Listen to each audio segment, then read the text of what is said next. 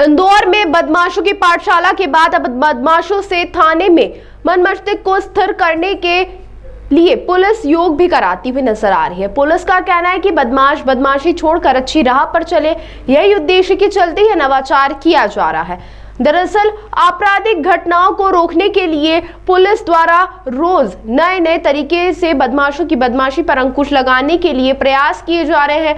पिछले दिनों पुलिस ने परिजनों के सामने ही बदमाशों की पाठशाला थाने पर लगाई थी, लेकिन अब एक नया नवाचार सामने आया है, जिसमें बदमाशों को थाने में बुलाकर हिदायत के साथ उन्हें योग कराती हुई पुलिस नजर आ रही है, जिसका वीडियो भी सोशल मीडिया पर वायरल हुआ है। इस मामले को लेकर एडिशनल डीसीपी राम स्नेही मिश्र का कहना है कि बदमाश के बदमाशी उसके दिमाग में होती है और यदि मन और मस्तिष्क को स्थिर कर समाज हित में लगाया जाए तो वह एक बेहतर इंसान के रूप में समाज में स्थापित हो सकता है और इसी उद्देश्य के कारण उन्हें थाने में योग क्रियाएं करवाई गई।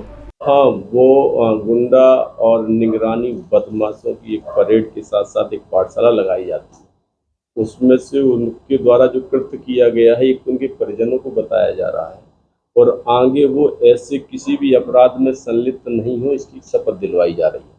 साथ ही साथ अंतर्मन की चेतना को जागृत करने के लिए या आध्यात्मिक चेतना को जागृत करने के लिए कुछ नवाचार भी किए जा रहे हैं। इस बार उनसे योग करवाया गया था क्योंकि उनके बीच से यह बात आई हुई थी कि या तो वो नशे की हालत में रह करके या गुस्से की हालत में रह करके अपराध कर दिए थे और फिर वो उनकी संगत ही बन गई इसकी। तो कोशिश यही की जा रही है कि एक सकारात्मक परिवर्तन हो, उनकी अंतर चेतना विकसित हो और वो अपराध को छोड़ करके और समाज की मूल धारा में शामिल हो। इस प्रकार से हमारी पाठशाला में दोनों चीज़ों को समाहित किया जाता है, एक तो भय पैदा करना, दूसरा कानून का डर पैदा करना और तीसरा सकारात्मक एक परिवर्तन हो, उनका हृदय परिवर्तित हो और वो अपराध को छोड़े। तो ऐसी एक हमारी कार्रवाइयाँ जो में चल रही हैं वो सतत चलती रहेंगी।